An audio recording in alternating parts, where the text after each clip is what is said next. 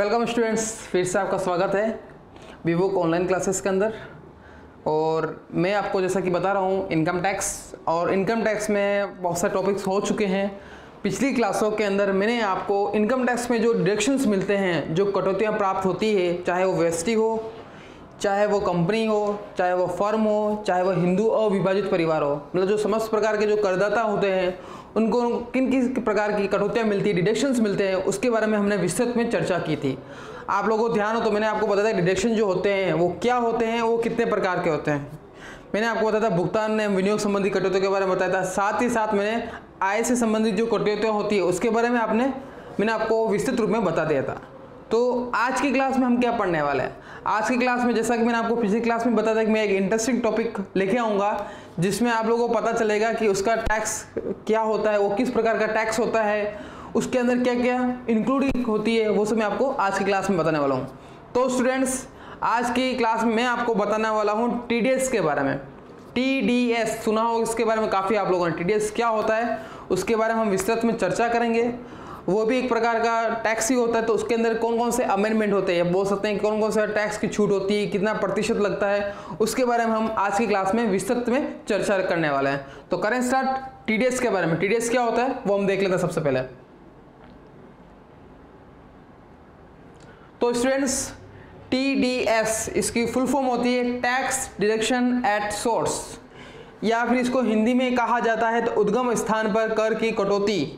जैसा कि नाम से लग रहा, उद्गम का मतलब क्या होता है? जहां से ये उसका उदय हुआ है, जहां से ये बना है, ऐसे बोल सकता हूं मैं। उदय का मतलब क्या होता है? जैसे कि मान लो कि नॉर्मली जो टैक्स होता है, ये TDS जो होता है वो क्या था, किसी व्यक्ति को हम भुगतान करते हैं, तो उस केस में ये TDS क्या होता है, काट के लिया जाता है। TDS क्या होता है हम इसको मैं आपको विस्तृत में बताऊंगा TDS क्या चीज़ होती है। तो सबसे पहले हम इस चीज़ को समझ लेते हैं, फिर मैं आपको सामान्य शब्दों में समझा दूंगा। तो आप लोग देखें, यदि मैं हम नॉर्मली बात करते हैं तो TDS एक प्रकार का डायरेक्ट टैक्स होता है। जैसे कि मैं आप लोगों को बता ही रहा हूँ, हम जो पढ़ रहे हैं वर्तमान समय जो भी पढ़ रहे हैं, टैक्स के अंदर डायरेक्ट टैक्स पढ़ रहे हैं और डायरेक्ट टैक्स के अंदर हम इनकम टैक्स पढ़ रहे हैं। पढ़ रहे कि नहीं पढ़ रहे? तो इनकम टैक्स में के बारे में आपको पहला जो हेड होता है salary head, income from salary की बात करता हूं, तो उसके बारे में मैंने आपको विस्तृत रूप में बताया था कि इनकम फ्रॉम सैलरी के अंदर क्या क्या इंक्लूड होता है और उनका टैक्स का ट्रीटमेंट कैसे किया जाता है। तो उसी का जो डायरेक्ट टैक्स का जो दूसरा एक और भाग होता है वो होता है TDS का।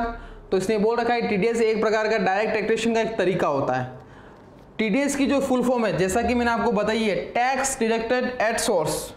दिख रहा होगा आप लोगों को, टैक्स डिडक्टेड एट सोर्स, यानी स्रोत पर की गई टैक्स की जो कटौती होती है उससे हम क्या कहते हैं, टैक्स कहते हैं। जो भी उद्गम स्थान पर जो होता है उस पर क्या करते हैं, कर की कटौती की जाती है, उससे हम कहते हैं TDS कहते हैं। इस पद्धति के अंतर्गत यदि कोई व्यक्ति कटौती करने वाला, मैंने आपको जैसे ही बताया था, मान लो कोई व्यक्ति है, जैसे मैं स्वयं की बात करता हूँ या फिर मैं बैंक वाला, आप लोगों को ध्यान दो, बैंक वाला एक उदाहरण दिया था आपको, अच्छे से आपको याद हो तो। स्टार्टिंग की जो क्लास हुई थी इनकम टैक्स, मैंने आपको बताया था इनकम टैक्स से पहले जो डायरेक्ट टैक्स और इनडायरेक्ट टैक्स क्या होता है मैंने आपको उसमें विस्तृत में बातें बताया था। मैं फिर से आपको उसको रिवाइज करा देता हूँ। मान लो कोई व्यक्ति हो गया, आप हो गए या फिर मैं हो गया, फिर कोई भी व्यक्ति हो गया, उसने अपना अकाउंट खुलवा रखा, सेविंग अकाउंट खुलवा रखा है, वहाँ अपना पैसा वो क्या कर रखा था, डिपॉजिट करता है, नॉर्मल डिपॉजिट करता है और आवश्यकता अनुसार पैसे की वो रकम निकालता है। तो उस केस में क्या होता है, उस केस में आप लोग देखना कभी जो अमाउंट, जो ब्याज जो होता है, इंटरेस्ट जो मिलता है बैंक की ओर से, एक निर्धारित अमाउंट से, निर्धारित राशि से यदि ज़्यादा आपको अमाउंट मिलता है बैंक खाते के अंदर ब्याज के रूप में, पैसा ज़्यादा जमा हो उस केस में, तो जब आप पैसा विड्रॉल करते हो तो आप एक चीज़ को नोट करते हो। मान लो कि किसी अपने खाते के अंदर 50,000 रुपये ब्याज के रूप में जमा हुआ, आपको पता है नॉर्मली आप गिन के चल रहे हो, मान के चल रहे हो इतना ब्याज का पैसा आपको मिलेगा ही मिलेगा, नॉर्मल कैलकुलेशन बिठा के भी चलता है। लेकिन जब आप वहाँ बैंक जाते हो और पैसा जब विड्रॉल करते हो तो आप लोग एक चीज़ को नोट करते हो, मेरा 50,000 होना चाहिए था लेकिन वहाँ पे मेरे पास 49,000 ही क्यों मिला, या मेरे को 48,000 रुपये क्यों मिला। तो आप बैंक वालों को पूछोगे कि मेरे ब्याज तो इतना बन रहा है लेकिन मुझे मिल इतना क्यों रहा है, तो वो एक ही बात बोलेगा कि सर आपका TDS कटा है। क्या कटा है? TDS कटा है। तो डायरेक्ट क्या TDS कट गया, किसने काट दिया? बैंक वाले ने TDS काट दिया। या फिर डायरेक्ट एक नॉर्मल जो रूल्स एंड रेगुलेशन होते हैं, तो उस केस के अंदर क्या हो गया, आपका TDS का पैसा वहीं कट गया और आपको जो बची हुई राशि वो आपको प्राप्त हो गई। आइए बस मैं ऐसा आपको नॉर्मली जो एग्जांपल है, जनरली एग्जांपल यही होता है कि आप लोग देखोगे तो आप नॉर्मली आप लोग जब किसी का पैसा जमा होता है तो आप उस चीज़ को आपको देख पाओगे कि मेरा इतना जमा होना चाहिए था, इतना मुझे मिलना चाहिए था, लेकिन इतना मिला नहीं है, क्या कारण है कि पैसा कटा है। तो नॉर्मली वो वही बोलेगा TDS काटा मैंने, यानी उस उद्गम स्थान पर जहाँ से पैसा आपको मिल रहा है वहाँ पर क्या हो गई, उस चीज़ की कटौती हो गई, कंप्लीट है। या फिर सामने वाली पार्टी आपको पैसा दे रही है तो पैसा काट के दे रही है, तो वो कहलाता है उद्गम स्थान पर कर की कटौती।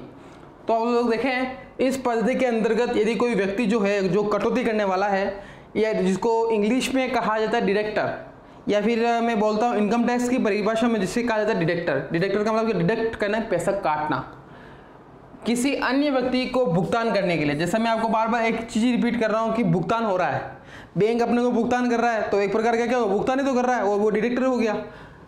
भुगतान करने के लिए जिम्मेदार है तो वह सोर्स यानी जहाँ से पैसा मिल रहा है, स्रोत जो है, पर टैक्स में डिडक्शन 50,000 मिलना चाहिए था, मिल कितना रहा है, 48,000 मिल रहा है, मतलब डिडक्शन हो रहा है, जिसको कह सकते हैं टैक्स का डिडक्शन हो रहा है। कर शेष रकम डिडक्टी को ट्रांसफर करेगा, ये हो रहा है। बैंक में गए, बैंक में क्या हो गया, 50,000 रुपये का आपको क्या हो गया, 50 रुपये बैंक में जमा थे, मतलब 50,000 रुपये का आपको ब्याज मिलना चाहिए था, लेकिन मिल कितना रहा है, 48,000 रुपये मिल रहा है, तो कितना है, 2,000 रुपये का डिफरेंस अमाउंट हो गया। तो 2,000 रुपये जो हो गया वो हो गया टैक्स का डिडक्शन, और बाकी की राशि क्या होगी, होती है फिर अपन को जमा कर देगा, फिर उसका अपने खाते में ट्रांसफर कर देगा, अपन जो सेविंग अकाउंट में पड़ा रहेगा, कंप्लीट है। तो काटी गई TDS राशि जो होती है, मतलब 50,000 रुपये जमा थे, 50,000 रुपये में से 48,000 तो मिल गया, 2,000 रुपये उसने टैक्स काट दिया, किसने, बैंक वाले ने काट दिया।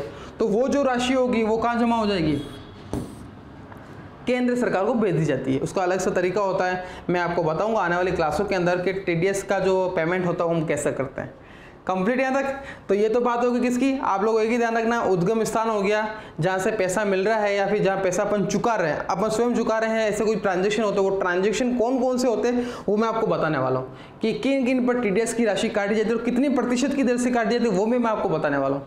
तो ये हो गई इसकी टैक्स डिडक्शन एट सोर्स यानी TDS की नॉर्मल सी ये बोल सकते हैं कि परिभाषा हो गई। आगे बस में स्टूडेंट यहाँ तक हम बढ़ते हैं आगे की तरफ। अब बोल रहे हैं कि TDS से कैसे बचें।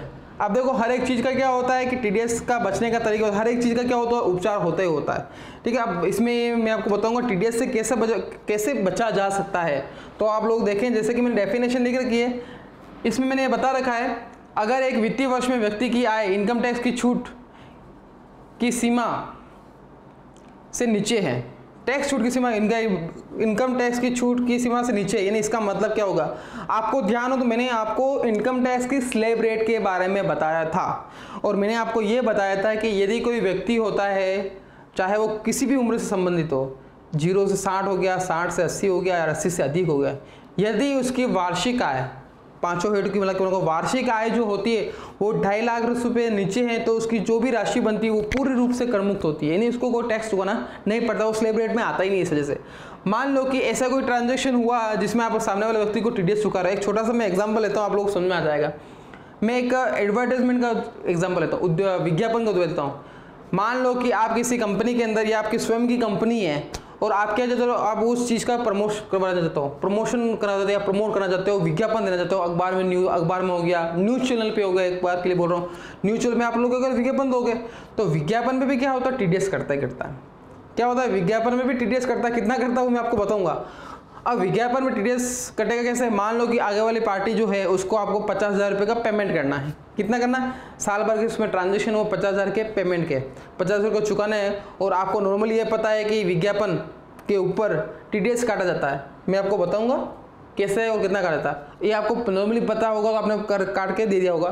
50,000 में से मान लो कि आपने क्या करा, 2,000 रुपये का TDS काट के उसको दे दिया। फिर क्या हो रहा है, फिर आगे वाला जो जिसको पैसा पेमेंट करो, कोई भी न्यूज़ चैनल वाला हो गया या फिर कोई अखबार वाला हो गया, आप उसको पेमेंट करते हो तो वो बोलते हो कि सर अच्छी बात है, TDS का नियम है, TDS के नियम के हिसाब से आपने क्या कर रखा है, आपने TDS का अमाउंट काट के मुझे दे दिया, लेकिन मैं आपको जानकारी के लिए बता दूं, मेरा जो न्यूज़पेपर है या न्यूज़ चैनल है वो स्टार्टिंग चैनल है। स्टार्टिंग चैनल का मतलब क्या हो गया, अभी नया नहीं बना है, ज़्यादा टाइम नहीं हुआ है, तो हमारी सालाना इनकम इतनी नहीं है, सालाना इनकम इतनी नहीं है कि हम टैक्स की श्रेणी में है। टैक्स की श्रेणी का मतलब क्या होगा, स्लैब रेट जो बता रही हो, हम उस श्रेणी में आए। तो कृपया करके आप हमारा TDS ना काटें। तो आप क्या बोलोगे, ठीक है TDS नहीं काटना, हम TDS आपका नहीं काटेंगे। तो क्या करोगे आप, तो आप उसको एक बात बोलोगे, एक फॉर्म मिलता है, वो फॉर्म भर के दे दो मेरे को आप। कौन सा?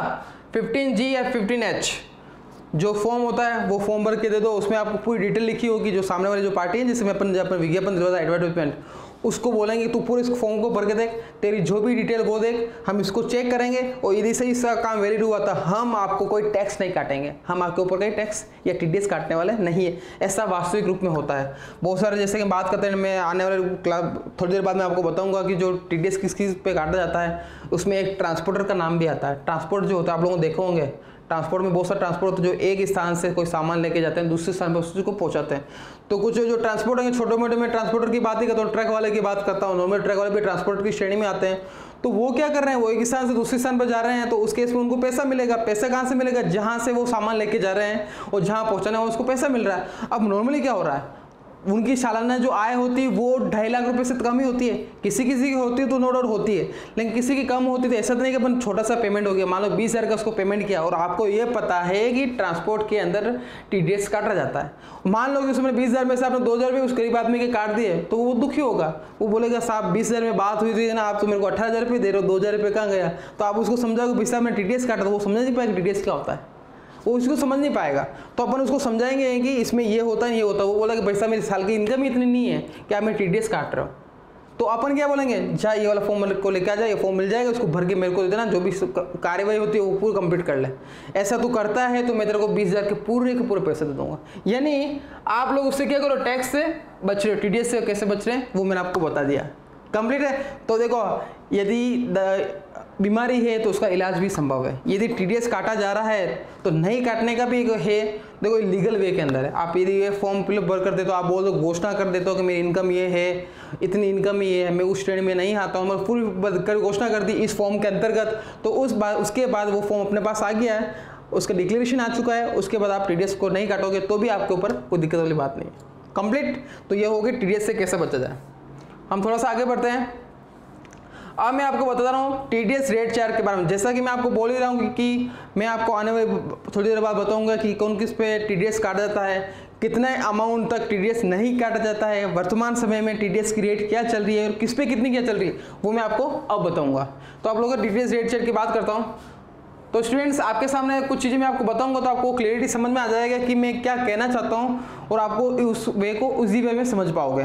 तो जैसा मैं आपको बोल रहा हूँ, यदि कोई व्यक्ति होता है, जैसे कि मैं बात करता हूँ, अपन है डिडक्टिव यानी भुगतान करने वाला, अपन किसी व्यक्ति को भुगतान करो। एक एग्जाम्पल आप लोग एक याद रखना कि मैंने आपको जैसे बताया था टीवी वाला, पता ही नहीं पता, विज्ञापन दे रहे हैं तो विज्ञापन के केस में क्या होगा, ट्रांसपोर्टर है तो ट्रांसपोर्ट के केस में क्या होगा, 2 चीज़ें मैंने आपको बता दी।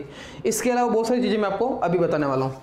तो नॉर्मली क्या होता है, सबसे पहले जो आता है पर्पस की बात करता हूँ, नेचर ऑफ पेमेंट, अपन किस टाइप का पेमेंट कर रहे हैं। मान लो कि आप लोगों एम्प्लॉयर किसी कंपनी के मालिक को, आपके अंडर में बहुत सारे जो एम्प्लॉय काम करते हैं और उसको आप क्या करते हो, सैलरी का भुगतान करते हो, ठीक है। तो सैलरी का भुगतान कर रहे हो तो जैसे आपको एक बात समझ लो आप लोग, टीडीएस का मतलब ये है कि जब भुगतान किया जाता है तो उस केस में टैक्स काटा जाता है। आ रही बात में, यदि आप किसी चीज़ का भुगतान कर रहे हो तो उससे सबसे पहले देख लो वो टीडीएस की श्रेणी में आ रहा कि नहीं आ रहा है। यदि वो टीडीएस की श्रेणी में आ रहा है तो एक निर्धारित दर से क्या कर देंगे, हम टीडीएस को काट देंगे, उसके बाद सामने वाले पार्टी को पेमेंट कर देंगे। यदि आप किसी कंपनी के क्या हो मालिक हो, एम्प्लॉय है, एम्प्लॉय को आप सैलरी दे रहे हो, ठीक है, तो सैलरी के वजह में क्या होगा, यदि सैलरी दी जाती है तो उसका सेक्शन याद रखना आप लोग। सेक्शन देखो, हर एक चीज़ का सेक्शंस होते ही होते हैं। आप लोगों को मैंने डिडक्शंस के बारे में बताया था, एटीसी, एटीसीसी, एटीसीसीडी, एटीडी, एटीडीडी, एटीई, एटीईए, एटीजी, एटीजीजीसी, एटीजीजी, मतलब बहुत सारे डिडक्शंस है, आपको ध्यान हो तो। उन डिडक्शन में क्या सेक्शन हो रहे थे, हो रहे सेक्शन। तो ये भी जो चलता है टीडीएस चलता है, मोस्ट इंपॉर्टेंट पार्ट होता है किसी भी चीज़ का। आप जहाँ काम करने जाओगे, एज अकाउंटेंट पे पोस्ट पे आप लोग काम करने जाओगे तो आपको इन टीडीएस की रेट के बारे में जरूर पता होना चाहिए। टीडीएस की रेट, नेचर ऑफ पेमेंट, साथ ही साथ आपको सेक्शन का भी पता होना चाहिए, क्योंकि जो टीडीएस का जो पेमेंट करते हैं, जैसा कि मैंने आपको बताया, टीडीएस काटने के बाद टीडीएस आपकी जेब में नहीं जाएगा। टीडीएस कहाँ जाएगा, टीडीएस केंद्र सरकार के पास जाएगा। तो उसमें क्या, जब टीडीएस का आप लोग पेमेंट करोगे तो पेमेंट के समय में वहाँ सेक्शन पूछा जाता है कि आप जो पेमेंट कर रहे हो वो किस सेक्शन के अंडर में कर रहे हो। वो सेक्शन का मतलब क्या होगा, सेक्शन ये वाला हो गया। कंप्लीट। तो सैलरी की बात करते हैं तो नॉर्मली जो सैलरी के ऊपर जो टीडीएस काटा जाता है, नॉर्मली जो स्लैब रेट, मैंने आपको बताया स्लैब रेट की श्रेणी में आता है तो टीडीएस काटना है वरना नहीं काटना। तो नॉर्मली जो स्लैब रेट जो दे रखी होती है उसके आधार पर टीडीएस कटेगा वरना नहीं कटेगा। कंप्लीट। पॉइंट नंबर 2 की बात करता हूँ। नेक्स्ट जो पॉइंट है वो है 194A। ये बोलता है कि यदि अपन पैरामीटर के अंदर प्री मिच्योर की बात करते हैं, pre mature withdrawal from EPF. Pre mature का मतलब क्या होता है? आप लोग एफडी करवा देंगे, आपने सुना एफडी के बारे में सुना होगा। एफडी क्या होता है? अपन फिक्स टाइम पीरियड की अपन एफडी करवाए। एक एग्जांपल दे रहा हूँ एफडी का, ठीक है ना। आपने मान लो 3 साल की एफडी करा रखी है या 5 साल की एफडी करा रखी है, और 3 साल के भीतर ही मान लो कि 3 साल की एफडी करा रखी थी, और 3 साल के भीतर ही ऐसी कोई कंडीशन आ गई, ऐसी कोई सिचुएशन आ गई कि आपको एफडी को तुड़वाना पड़ रहा है। जो एफडी आप तुड़वाओगे वो कहलाती प्री मैच्योर, समय से पहले उसको तोड़ना। तो प्री मैच्योर यदि आपने विड्रॉल किया, क्या विड्रॉल किया? ईपीएफ, प्रोविडेंट फंड की बात करो, सुना होगा प्रोविडेंट फंड के बारे में। मैंने आपको विस्तृत में इसके बारे में बताया, पीएफ क्या होता है, पीएफ कितने प्रकार का होता है, कैसे उसका ट्रांजैक्शन किया जाता है। यदि किसी व्यक्ति ने प्री मैच्योर अमाउंट विड्रॉल कर दिया, कहाँ से? ईपीएफ के रूप में, पीएफ का पैसा उसने पैसा उठा लिया है समय से पहले है, जिसका सेक्शन होता है 194A, तो उस केस में क्या होगा? 50,000 रुपये तक की राशि यदि कोई होती है तो उसके ऊपर कोई टीडीएस नहीं काटा जाता है। कितना? 50,000 रुपये तक की राशि पर कोई टीडीएस नहीं काटा जाता है, ठीक है। और यदि 50,000 रुपये से ज़्यादा की यदि कोई राशि हो रही है तो 10% की दर से क्या होगा? टीडीएस काटा जाएगा। कितना? 10% दर से। वो तीनों के लिए एप्लीकेबल होते हैं, जिसमें रेजिडेंट, नॉन रेजिडेंट, ठीक है। आप लोग एक बात ध्यान रखना कि अभी जिसमें 2 चीज़ें आप लोग देखोगे कि यहाँ पे मैंने एक चीज़ लिख कर की है, वो लिख के आप देखें आप लोग, ये देखें आप लोग। वैसे तो देखो नॉर्मली क्या होगा, ऐसा कुछ होगा नहीं। अभी वर्तमान में ऐसा क्यों हो रहा है, मैं आपको कारण बता रहा हूँ कि आपको पता है कि 2020 की बात कर रहा हूँ। 2020 पूरा विश्व जो होता है, जो एक वैश्विक महामारी आई थी, वो आई थी कोरोना। आई थी कोरोना के अंतर्गत क्या हुआ कि जो भी टीडीएस की जो रेटें थी, टीडीएस की रेटों में जो भारत सरकार है उन्होंने क्या कहा, कुछ डिडक्शंस किए थे, कुछ कटौतियाँ की थी। कारण उनको ये पता है कि व्यक्तियों की इतनी आमदनी हो नहीं पा रही है, तो हम उसमें कुछ न कुछ क्या कहते हैं, रिलीफ देते हैं, ठीक, कुछ न कुछ छूट देते हैं। तो उस केस में क्या हो रहा है, 2 रेटें यहाँ पे चलने वाली है। एक रेट चलेगी 1 अप्रैल 2020 से लगाकर 13 मई 2020 तक। वैसे ये तो सेशन चला चुका है, गया वो सेशन, उस समय जो टीडीएस का जो काम था वो हो चुका है। लेकिन मैं भी 8% की बात करता हूँ। 8% में जो रेटें जो चालू है, एप्लीकेबल जो रेट है वो मैं आपको बताऊंगा। उसमें क्या था, जो 14 मई 2020 से लगाकर 31 मार्च 2021 तक, मात्र मैं फिक्स टाइम पीरियड बता रहा हूँ आप लोगों को, 31/2021 तक की मैं रेट आपको बता रहा हूँ। उसके बाद हो सकता है रेटें चेंज हो जाए। अरे बस में रेटें चेंज होने का कुछ नहीं, अपन नए नए अमेंडमेंट आते हैं, आपको हमेशा क्या रहना पड़ेगा, एक्टिव रहना पड़ेगा कि कोई चेंजेस तो नहीं हो रहे। नॉर्मली आप लोग इसको अभी हाल फिलहाल तक की मैं बात करता हूँ, 31 मार्च 2021 तक की जो टीडीएस जो रेट है वो मैं आपको बताऊंगा, रेजिडेंट की और नॉन रेजिडेंट की। तो जैसा कि मैंने आपको अभी बताया था कि यदि प्री मैच्योर की बात करते हैं, प्री मैच्योर की बात करते हैं जो कि विड्रॉल हो रहा है पीपीएफ का, 192A की वो सेक्शन के अंतर्गत आता है। 50,000 रुपये तक की राशि पर कोई टीडीएस नहीं काटा जाता। यदि 50,000 रुपये से ज़्यादा की राशि हो रही है तो उस केस में टीडीएस काटा जाएगा। कितने प्रतिशत की दर से? 10% दर से, चाहे वो भारत का निवासी हो, जो भारत का अनिवासी हो, कोई भी निवासी उसको पीएफ का इसने प्री मैच्योर का विड्रॉल किया अमाउंट, तो उसको टीडीएस चुकाना पड़ेगा। कितनी प्रतिशत की दर से? 10% की दर से। पहली बात तो हो गई। पॉइंट नंबर 2, आप हमेशा एक चीज़ को बात लें, अपनी गांठ बांध लें इस बात को। क्या करना है, यदि पैन कार्ड के बारे में आप लोगों ने नाम सुना होगा, पैन कार्ड यानी परमानेंट अकाउंट नंबर, जो कि 10 डिजिट का होता है। कितने डिजिट का होता है? 10 डिजिट का होता है। इसके बारे में आप लोगों को मैंने बताया भी था 10 डिजिट में कौन कौन से आता है, टेली क्लास में आप लोगों को बताया था। 10 डिजिट में होता है 541। अब ये 541 क्या है? आप लोगों के पास पैन कार्ड होगा या फिर आप लोगों ने पैन कार्ड देखा होगा, उसमें 10 डिजिट का होता है। इसमें 541 का मतलब क्या होता है? शुरू के जो 5 जो कैरेक्टर होंगे वो होंगे अल्फ़ाबेटिकल। शुरू के जो 5 होंगे वो अल्फ़ाबेटिकल होंगे। उसके बाद जो कैरेक्टर होंगे वो होंगे 4 न्यूमेरिकल। देखें आप लोग अपने पास पेन कार्ड, आप लोग चेक कर सकते हो। और लास्ट का जो कैरेक्टर होगा वो होगा अल्फ़ाबेटिकल, देखा होगा। तो ये हो गया 541। पेन कार्ड की मैं बात करता हूँ। पॉइंट नंबर 2, उसी पेन कार्ड की बात ही कर रहा हूँ। पेन कार्ड के अंदर जो चौथा जो कैरेक्टर होता है वो सबसे मोस्ट इंपॉर्टेंट होता है। उस कैरेक्टर के आधार पर पता लगाया जा सकता है कि जो पेन कार्ड है वो किसका है। किसका मतलब क्या है? क्या वो किसी व्यक्ति का है, क्या किसी वो व्यक्ति की कंपनी का है, क्या किसी वो ट्रस्ट का है, या फिर अदर किसी सोसाइटी का है, या किसी फर्म का है। उस चौथे अक्षर की आधार पर आप पता लगा सकते हो। देखो आप लोग, आपके स्वयं का यदि पेन कार्ड होगा तो उसके ऊपर पी लिख रखा होगा। क्या लिख रखा होगा? P, proprietor. कंप्लीट है। तो यहाँ पैन कार्ड का क्या हो रहा है, पैन कार्ड का रोल सबसे ज़्यादा जो मोस्ट जो रोल होता है, सबसे इंपॉर्टेंट जो रोल होता है वो होता है टीडीएस के अंदर। कैसे होता है, यदि किसी व्यक्ति के पास, यदि किसी व्यक्ति को आप भुगतान कर रहे हो और उस व्यक्ति का यदि उसका पैन कार्ड नहीं है, यदि उसने आपको पैन कार्ड नहीं दिया है, या फिर आपने भी कहीं जैसे कि सेविंग अकाउंट खुलवा रखा, जैसे कि मैं आपको बता रहा हूँ, वहाँ पे आप लोगों ने पैन कार्ड नहीं दिया, तो उस केस में क्या होगा, यदि किसी व्यक्ति का, कंपनी का, फर्म का पैन कार्ड अपडेट नहीं है या पैन कार्ड नहीं दे रखा, तो उस केस में जो भी टीडीएस रेट होती है वो टीडीएस रेट एप्लीकेबल उसके ऊपर नहीं होगी। टीडीएस रेट एप्लीकेबल नहीं होगी। कैसे नहीं होगी, जो भी टीडीएस रेट मैं आपको बताने वाला वो उसके ऊपर एप्लीकेबल नहीं होगी। एक फिक्स रेट बता रही कि इनकम टैक्स डिपार्टमेंट ये बोलता है कि यदि पैन कार्ड अपडेट नहीं है, पैन कार्ड अवेलेबल नहीं है, तो उस केस में 20% की दर से टीडीएस काटा जाएगा। कितनी प्रतिशत की दर से, 20% की दर से। मान लो ये जो व्यक्ति है वो व्यक्ति क्या कर रहा है, प्री मैच्योर का पीएफ का अमाउंट विड्रॉल कर रहा है, और मान लो उसने पीएफ का डिपार्टमेंट के अंदर अपना पैन कार्ड अपडेट नहीं कर रखा है, तो उस केस में जो डिपार्टमेंट होगा वो क्या कर देगा, 20% अमाउंट काट के उसको दे देगा, तो वो शॉक हो जाएगा। और 20% के नियम तो बोला 10%, तो क्लियर एक ही बात बोलेगा, आपका पैन कार्ड अपडेट नहीं था इस वजह से हमने 20% काटा। आई बस में पैन कार्ड अपडेट नहीं होने की दशा में 20% होगा, अदरवाइज पैन कार्ड अपडेट तो जो भी नॉर्मल रेट होती है उसके हिसाब से। कंप्लीट यहाँ तक। एक्सेप्शन भी है इसमें, अपवाद भी। अपवाद कौन से में मैं थोड़ी देर बाद बताऊंगा अपवाद कौन से वाले हैं। पहला पॉइंट समझना आगे होगा। पॉइंट नंबर 2, नेक्स्ट जो सेशन आता है वो आता है 193। अब ये सेशन क्या बोलता है, सेक्शन की बात करते हैं। Interest on securities 8% savings bonds 2003 और 7.75% सेविंग्स। अब तक इसका मतलब क्या, तो मैं आपको बता रहा हूँ। कुछ सिक्योरिटी जो अमाउंट होती है, कुछ सिक्योरिटी का मतलब बॉन्ड होते हैं। बॉन्ड, अब बॉन्ड क्या होता है, देखो भाई, तो नॉर्मली बॉन्ड होते हैं, आपने सुना होगा बॉन्ड भरा गया या फिर क्या फलाना टिकना हो गया। बॉन्ड वो नहीं है, कुछ जैसे कि अंश की बात ही करें, एक प्रकार का अंश ही होता है। वो क्या होता है, इसमें क्या था, जैसे 8% लिख रखा है। 8% का मतलब क्या था, जो बॉन्ड है, जो सिक्योरिटी है, जो डिबेंचर्स है, जो शेयर्स हैं, प्रेफरेंस शेयर हो गया, इक्विटी शेयर्स हो गया, जो शेयर्स है उस पर 8% की जो आगे प्रतिशत दे रखा होता, उस प्रतिशत की दर से उसको इंटरेस्ट मिलता है। आगे बस में आपको मैं थोड़ा सा बता रहा हूँ, उसका आपको समझ में आ जाएगा उसका मतलब क्या होगा। तो जो प्रतिशत दे रहेगा तो उसके हिसाब से क्या होता है, उसको ये भी बेनिफिट्स वगैरह मिलते हैं, जो इंटरेस्ट वगैरह मिलता है वो होता है।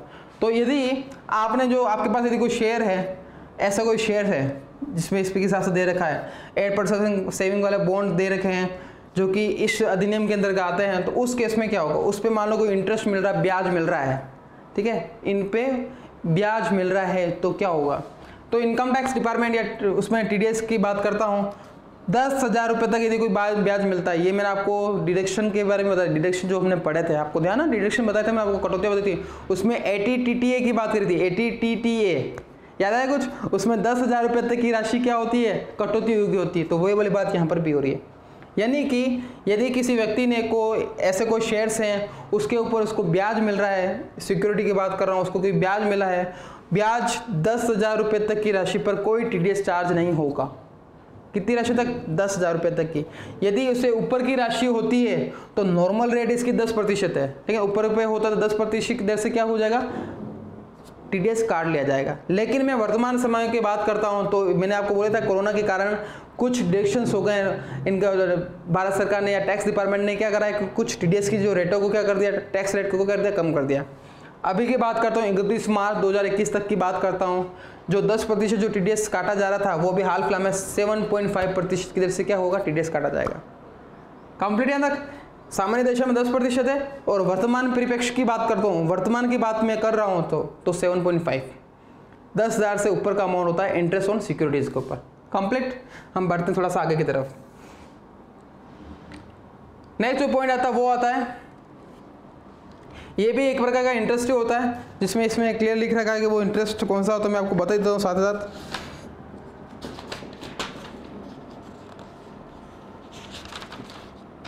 ये बोल रहा है इसके अंतर्गत कुछ बॉन्ड ऐसे होते हैं जिस पर क्या होता है कि यहां तक की राशि interest on securities for money issued by और बिहाफ एनी लोकल अथॉरिटी, यानी लोकल अथॉरिटी का मतलब क्या होता है, स्थानीय सत्ता के द्वारा यदि कोई सिक्योरिटीज का अमाउंट है, यदि अपन बात करते हैं कोई ऐसी सिक्योरिटी की बात हो रही है, बॉन्ड की बात हो रही है, लोकल अथॉरिटी को रही है, या देखो लोकल अथॉरिटी की बात करता हूँ, आप इस चीज को देखें, लोकल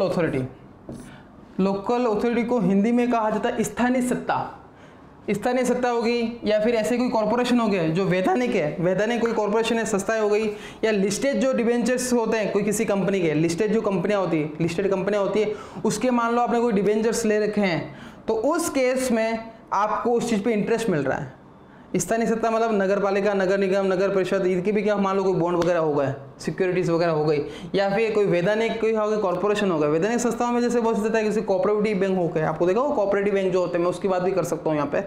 और मान लो कि आपने उस चीज़ के क्या कर रखे हैं, सिक्योरिटी खरीद रखी है, फिर डिबेंचर्स खरीद रखे हैं। क्या खरीद रखे हैं? डिबेंचर्स। डिबेंचर्स के बारे में आपको विस्तृत में बताया था, ऋण पत्र के बारे में। ऐसा कुछ है और उस पर आप लोगों को मान लो क्या मिल रहा है, इंटरेस्ट मिल रहा है। तो वो इंटरेस्ट 5,000 तक की राशि यदि मिलती है इंटरेस्ट के रूप में, ब्याज के रूप में, सालाना की बात कर रहा हूँ, 5,000 रुपये सालाना मिलता है, तो उस केस में कोई टीडीएस चार्ज नहीं किया जाएगा, कोई टीडीएस चार्ज नहीं किया जाएगा। लेकिन यदि 5,000 से ज़्यादा का अमाउंट है तो उस केस में टीडीएस काटा जाएगा उस कंपनी की ओर से या उस संस्था की ओर से। कितने प्रतिशत की दर से? सामान्य दशा में 10%। क्या हो जाएगा? सामान्य में 10% हो जाएगा।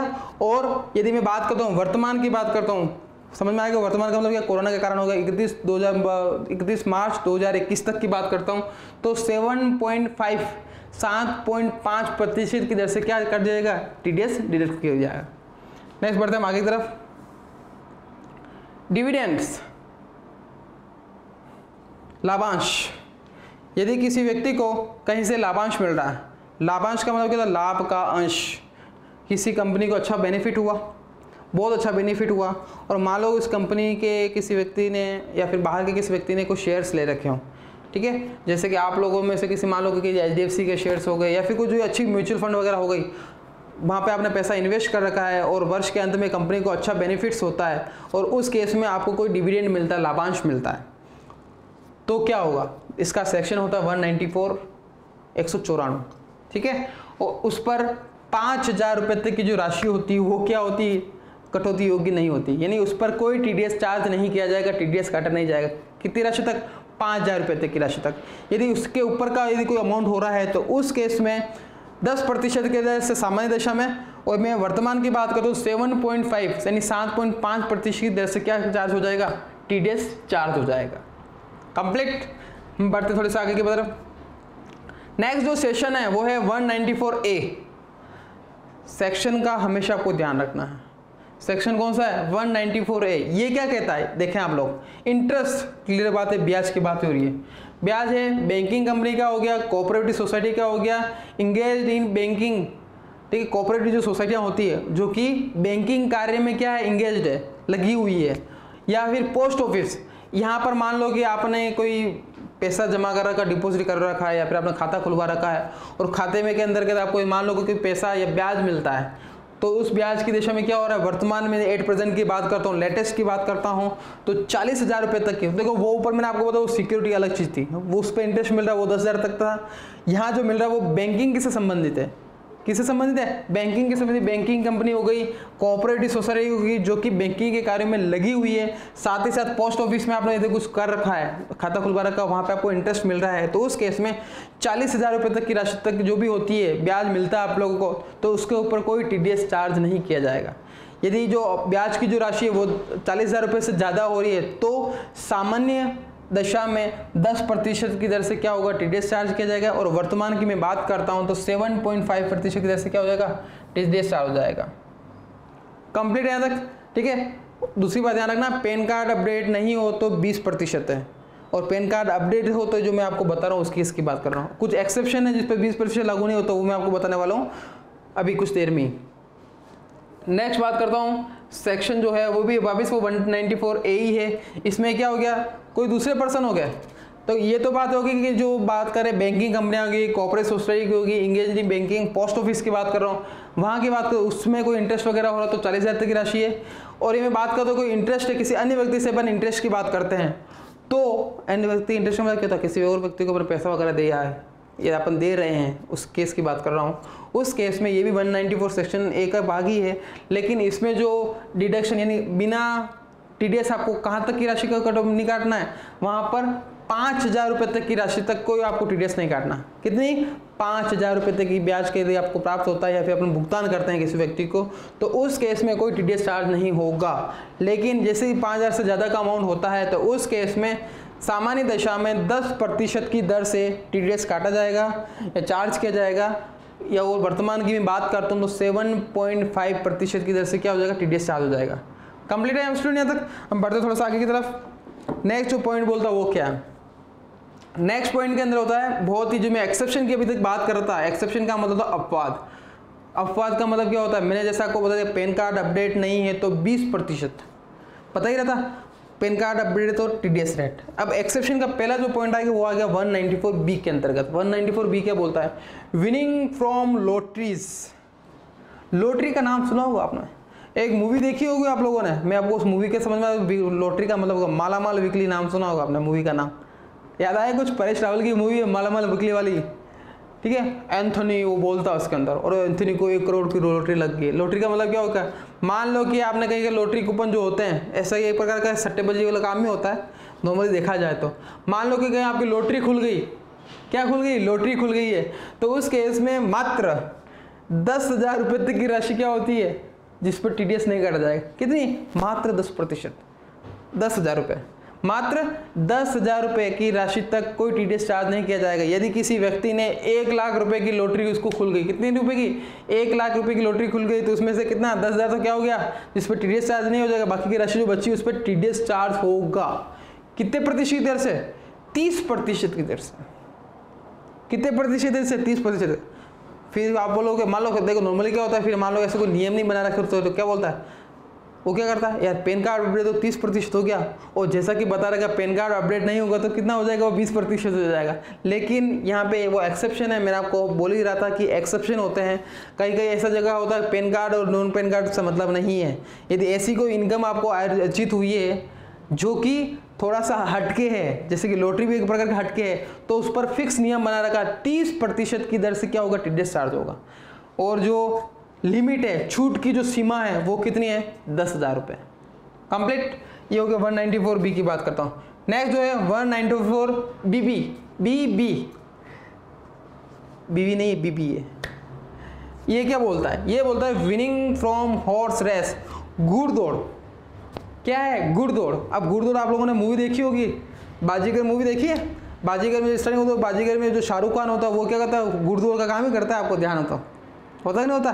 तो यदि कोई व्यक्ति जो है वो उसको जो घुड़दौड़ में वो उसने कोई राशि जीती, इनाम जीत लिया घुड़दौड़ के अंदर, अभी भी ऐसी कुछ कंपटीशन होती है, प्रतियोगिता होती है, घुड़दौड़ की कोई प्रतियोगिता होगी और उस प्रतियोगिता के अंदर उसको बड़ी राशि प्राप्त हो गई, ठीक है? तो वो ये मना नहीं कर सकता आप मेरे पे टैक्स कैसे लगा रहा होगा, कुछ ना कुछ इनकम टैक्स ने क्या बोल रखा, फिक्स एक नियम बना रखा है। यदि कोई व्यक्ति जो है घुड़दौड़ की से कोई पैसा जीता है, विनिंग होती है उसकी, तो उस केस में 10,000 रुपये तक की बात करता हूँ, 10,000 रुपये की राशि पर उसका कोई टीडीएस का चार्ज नहीं किया जाएगा। यदि 10,000 से ऊपर की राशि होती है तो उस केस में 30% की दर से क्या होगा? टीडीएस चार्ज किया जाएगा। कितना है? 30% की दर से टीडीएस चार्ज हो जाएगा। ये भी ध्यान रखना, दोनों चीज़ सेम है। यहाँ पे पैन कार्ड का कोई रोल मॉडल नहीं होता है। ये हो गया 194B। कंप्लीट है? तो ये हो गया, ये आप लोग जाना एक्सेप्शन केवल 2 ही चीज़ें हैं। कौन कौन सी है? एक तो हो गया विनिंग फ्रॉम लॉटरीज वाला, और दूसरा हो गया विनिंग फ्रॉम हॉर्स रेस वाला। हो सकता है एक्सेप्शन कुछ और भी आया, वो मैं आपको बताऊंगा। वर्तमान समय में 194B में 2 ही पार्ट आते हैं। बी के अंदर आएगा विनिंग फ्रॉम लॉटरीज, और 194BB के अंदर आएगा winning from horse race. Exam जो लिमिट होती है, एग्जामिशन जो लिमिट होती है वो होती है 10,000, और जो टैक्स जो टीडीएस जो रेट है वो है 30%। कंप्लीट। बढ़ते हैं थोड़ा सा आगे की तरफ। नेक्स्ट आता है 194C।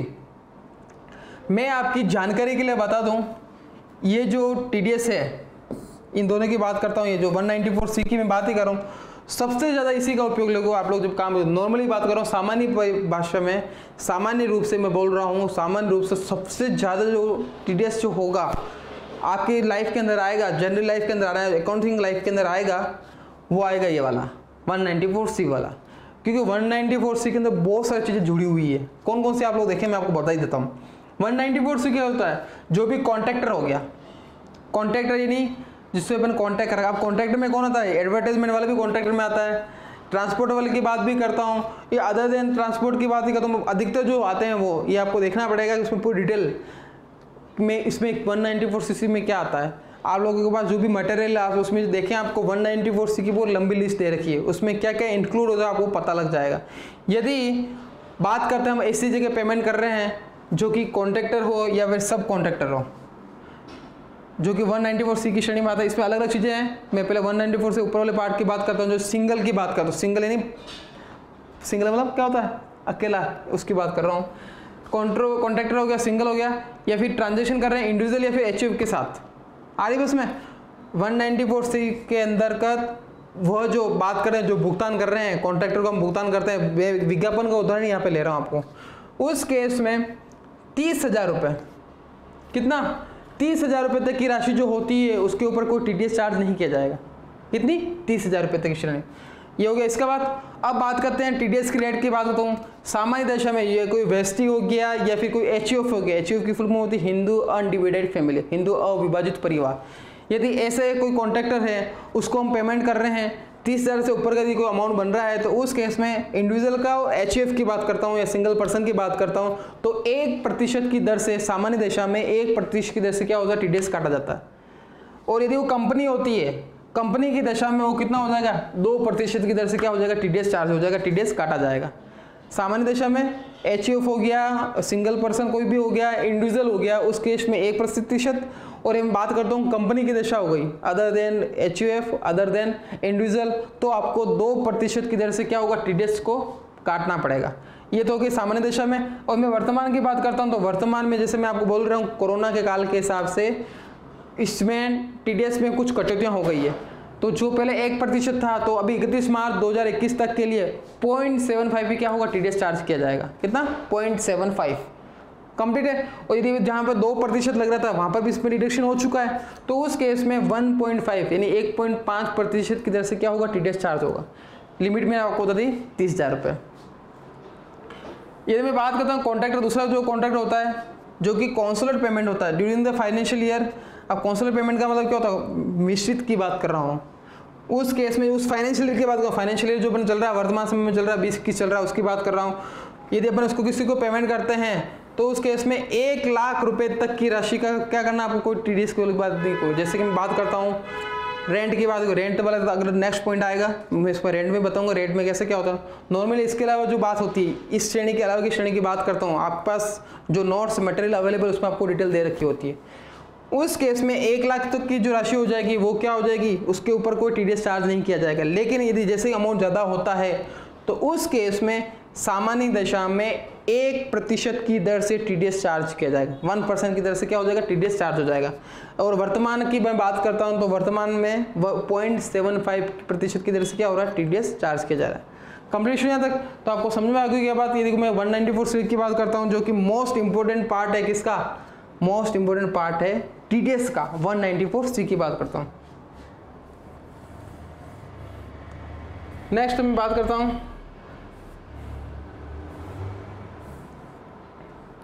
194 डी।